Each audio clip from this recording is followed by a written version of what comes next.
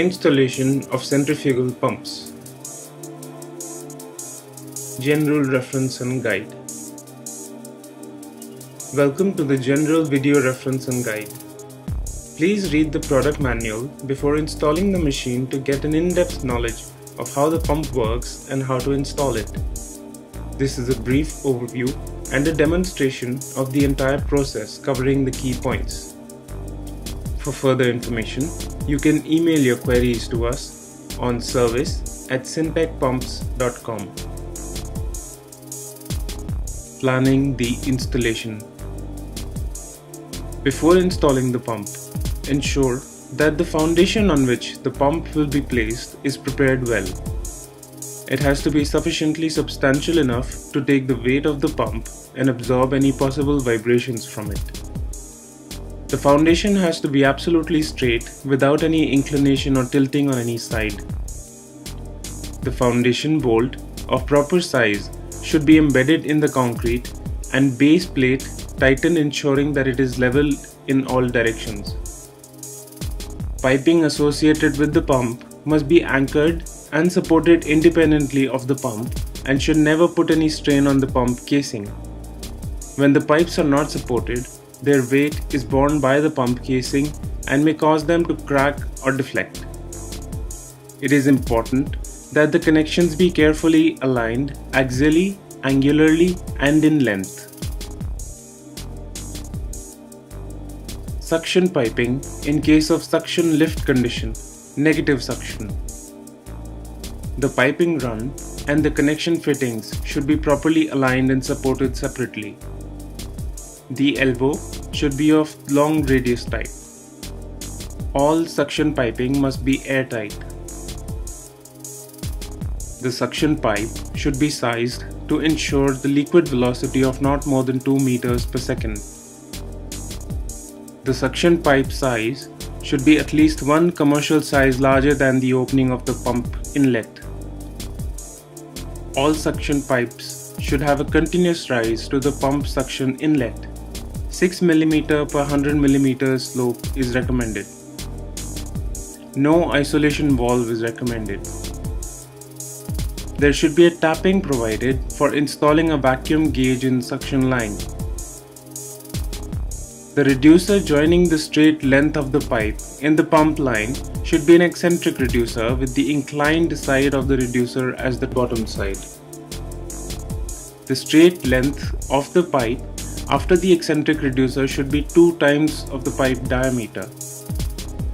The suction strainer must be at least 4 times the suction pipe area, and the mesh size should screen out solid particles that could clog the impeller. The minimum depth of submergence of the strainer should be at least 3 times the pipe diameter measured from upper row of holes of strainer. The distance between the bottom of strainer and the floor of the tank should be considered as 2 times the pipe diameter. Suction piping in case of flooded suction condition, positive suction. In case the water is being supplied to the suction through gravity, for example an overhead tank, a slightly different setup is needed. The elbow should be of standard type or of the long radius type. Isolation valve should be provided in suction line. The pipe supplying from the tank into the pump should have a descending inclination. The straight run of the piping leading to the pump suction nozzle should be at least 3 times to 6 times the diameter of the pipe from the upstream elbow. The suction pipe should be sized to ensure a liquid velocity of not more than 3 meters per second.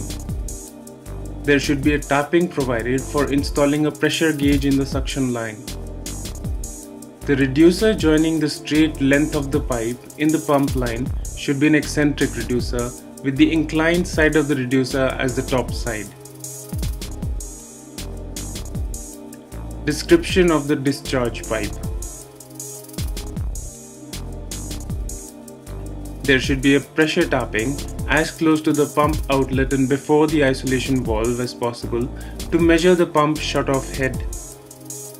Concentric reducers are installed in the discharge pipe to minimize friction losses.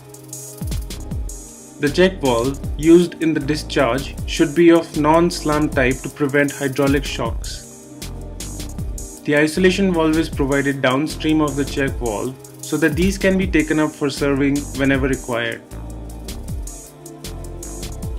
Discharge pipe size should be at least one commercial size larger than the opening of the pump outlet. The number of fittings and size changes should be minimum to prevent fluid friction losses. Expansion joints may be used only after a careful piping analysis, especially when the discharge pressures are on the higher side. Installation of pump and prime mover. The pump and motor unit needs to be fitted firmly onto the base frame using nuts and bolts before fitting in any pipes. It is essential to confirm the distance between the shaft ends. In the subsequent step, the pump and the motor are aligned to the final tolerance using a reverse dial gauge or a laser alignment tool. After the alignment is completed, the piping associated with the pump should be bolted.